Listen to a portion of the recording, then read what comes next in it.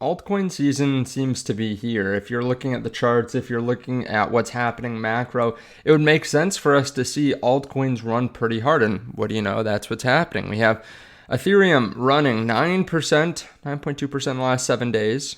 Compared to Bitcoin's 4.5%. XRP is up 12%. Solana's up 18.9%. We have Dogecoin up 39%. Cardano up 14%. Everything is up versus Bitcoin, basically. There are some exceptions, but for the most part, Bitcoin is lagging a bit. So I want to talk about what cryptos I'm holding now, why I'm still not going to sell my Bitcoin and get into other cryptocurrencies. We'll also be looking at some of the other top news. And I'll be talking about what you can do right now, even if you feel underexposed to some altcoins that you like. This is something that I've done, and it's really helped me out. If you don't mind, though, before we get started, hit subscribe so you can see future videos. If you haven't seen my video from last night, I think it's a great video to watch right now. It lays out why now is the time, why you need to get started pretty quickly, because there are some major catalysts moving forward. I give a whole game plan on what you can do. I'll put that video on the end screen. Do not forget it. Stay through to the end of the video and watch it if you haven't seen it already. If you want to trade crypto, there's a link underneath the video to BYDeFi. You can sign up and deposit. We've had hundreds and hundreds of signups over the last month even. So sign up now, get this deposit bonus. We just gave away $30,000 just for regular trades, and this was not just for new users. So even after you get this deposit bonus, you can get more rewards as time goes on, just for trading like you would on any other platform. You can trade leverage. You can also trade spot. You can connect your bank account if you want, but if you don't want to connect your bank account, you don't have to KYC. Now, Bitcoin is looking good still, right around $116,000, slowing down a little bit from yesterday, but altcoins are running. Let's cover why that might be here for a moment, and then we'll come back to what I hold. I only hold a couple cryptos right now, a handful of cryptos. Ethereum had more inflows yesterday, $405 million in inflows from the ETFs. There's really been a big change this last week. So Monday, we actually still saw outflows, but that's largely because BlackRock is always a day off.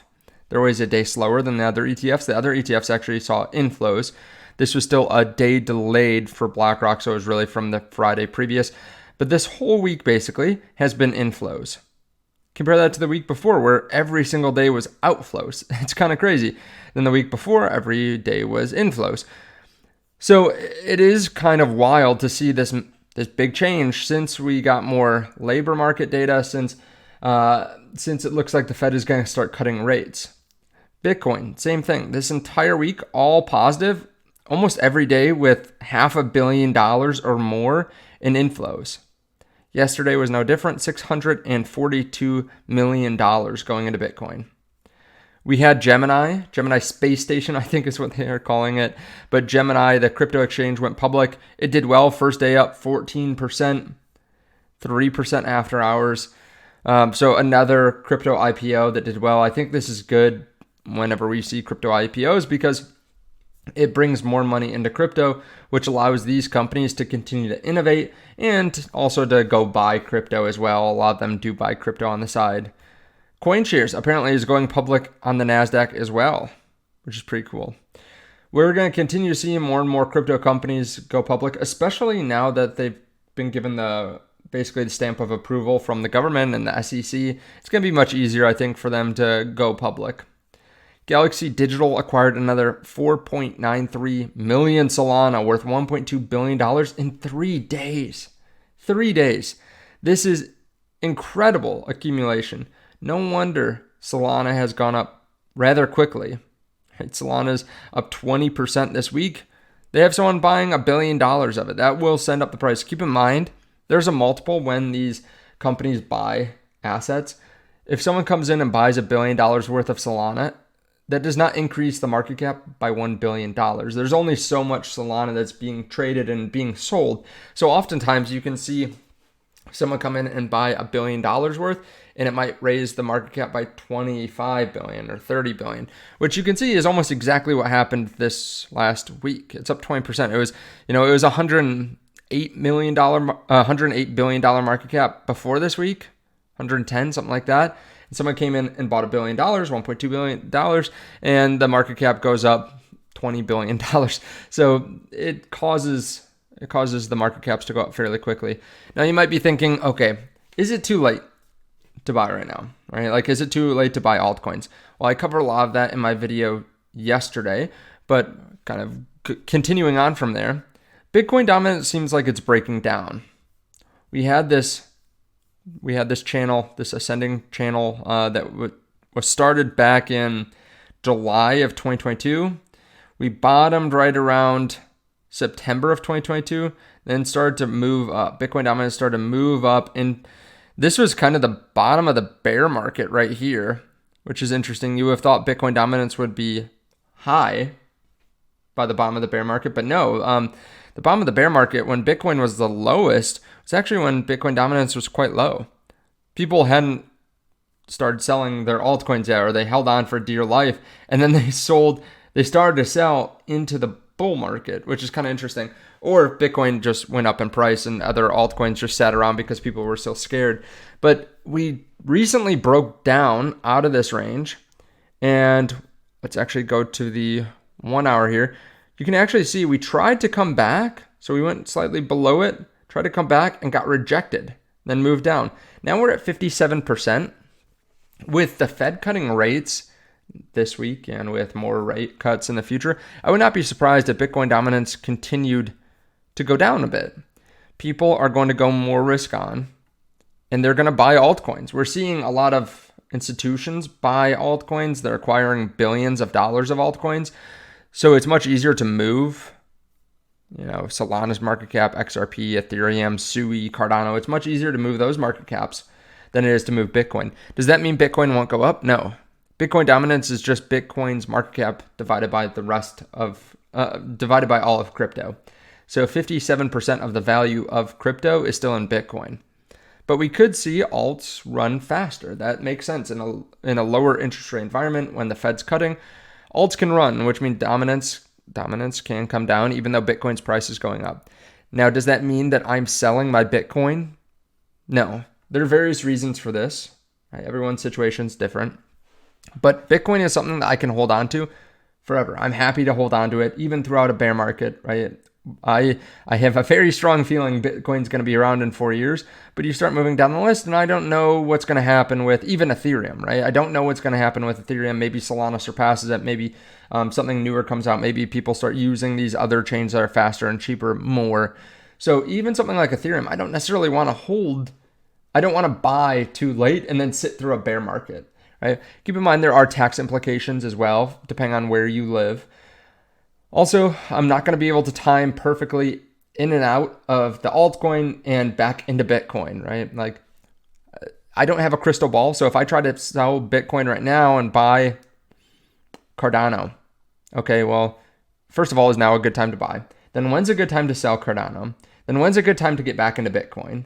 And then how long do you hold before the next time? I like to accumulate assets and sit on them for the most part. So if I was looking to accumulate a lot more in my altcoin bag, I most likely would try to find some way to not sell Bitcoin. I have cash on the sidelines right now. I think that's important. I could put a lot more into altcoins. However, I've been pretty comfortable with my bag.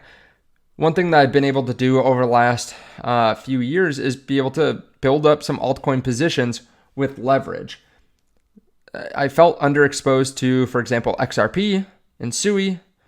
Those are probably the two that I was most underexposed to in my spot bags, because really I don't have much at all in my spot bags. So what did I do to get some kind of allocation? I opened up long positions. So some of them are coin M, which means I hold XRP and I get rewarded in XRP when my trade is up. And some are USDT. So for example, this is just one of them, right? It's a pretty small trade, 208 USDT, but I'm up 111%. I've done this on a handful of platforms. I've done this with multiple trades on Coin M and on USDT.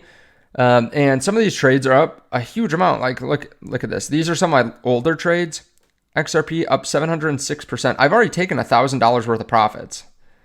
So I'm still up 1,000 USDT. Keep in mind that my margin is like 170 bucks. So I've been able to take massive profit. Same thing with like my Bitcoin position. I built this up. I built up my Solana position. You can see I put 676 USDT in here, and I'm up 314%. I've done this on Sui on multiple platforms as well. So when I feel underallocated or underexposed, it's much easier for me to feel good about a low leverage long than, well, maybe not much better feeling, but I like to use low leverage as opposed to buying spot when we're this far into a bull market. Part of the reason for that is too, I'm much more likely to take profits on a long position than I am on a spot bag. I don't know what it is, but I find it much easier to take profits when I'm in a trade versus holding spot crypto. Keep in mind, a lot of the time you'll take crypto off of exchanges and you'll put it on cold storage. Here, it's much easier to log in, especially when we have a pump or put a stop loss or something like that. So again, if you want to sign up for BYDeFi, there's a link to it underneath the video. But let's get into what I'm holding now. That's probably enough of the news and kind of what I think about the market. Right off the bat, almost all of my crypto portfolio is Bitcoin. I know that sounds boring, but I bought for a long time throughout the bear market. A lot of my Bitcoin is from, the very bottom, 16,500 to 35,000. That's when I was really dollar cost averaging heavily. And then I still took payment. I took payment from different companies I work with, and I still accumulated more up to April 20, I believe was the exact date of 2024. So until the Bitcoin halving, I still was accumulating more Bitcoin. And I'm almost up 100% on all my Bitcoin. Some of my Bitcoin I'm up 4, 5, 6x on. So I accumulated a lot. I felt like it was the lowest risk, and it's performed better than just about everything. Since the bottom of the bear market, Bitcoin's still up a lot versus everything else. So that's paid off well. Now, recently, we have altcoins starting to outperform. I do have a bag of Ethereum. Right? This is actually my second largest holding.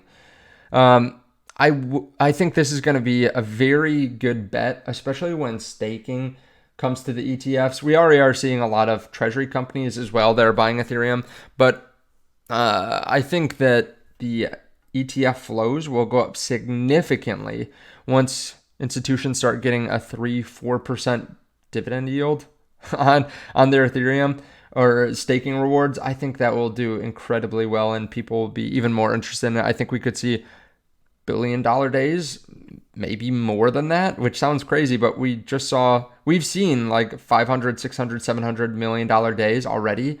So with staking in the bull market, like when we're up at $6,000, $7,000 Ethereum, I think we could see even larger inflows. And it's 1/4 the market cap, even less than Bitcoin. So we could see, $1 billion is the equivalent of $4 billion into the Bitcoin ETFs. So I have that as my second largest holding. Next, I have Solana.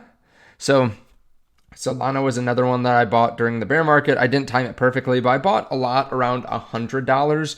And I increased my position with leverage. I used more leverage on other positions too. So I have, it's my third largest spot bag, but I also have exposure via the different leverage positions I have.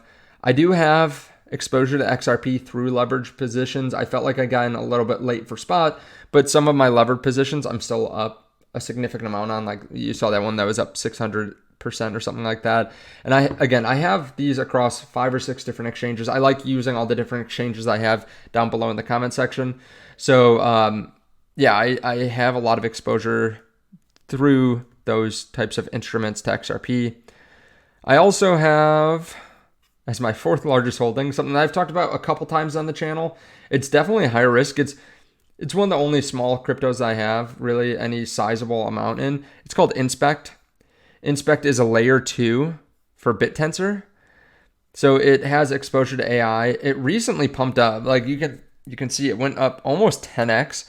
I got in after the pump started, but right around here, like in one day it went up 100%. But I got in right here at basically 1 cent. I did take some profits recently because it went up 300% within like a month and a half. But it's come down a lot since then. So it's back at 2 cents. So again, really small, not telling you to buy it or anything like that. If you do want to research it, you can. But it is relatively small. It's in the AI space, so I think it could do well.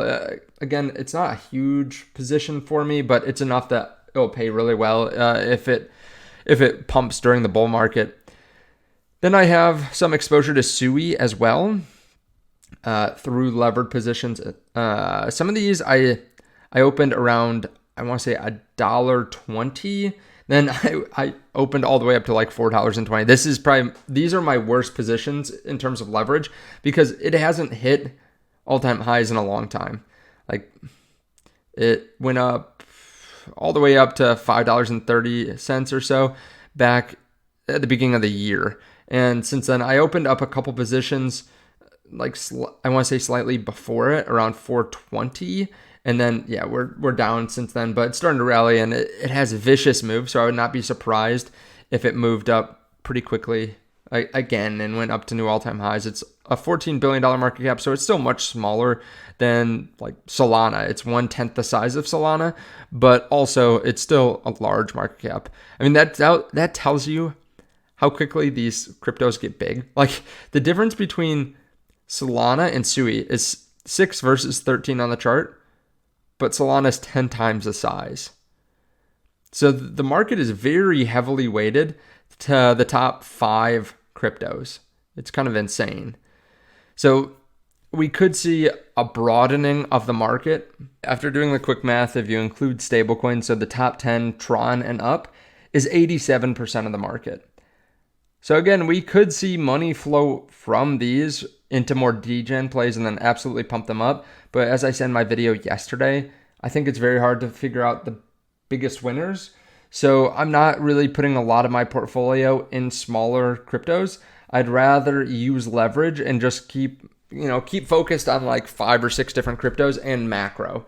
Of course, if you do want to trade underneath the video, you can check out BYDeFi. I really do appreciate it. There are links to BTCC, BitUnix, WEEX, and BLOFIN as well. I use multiple exchanges, and honestly, you should too.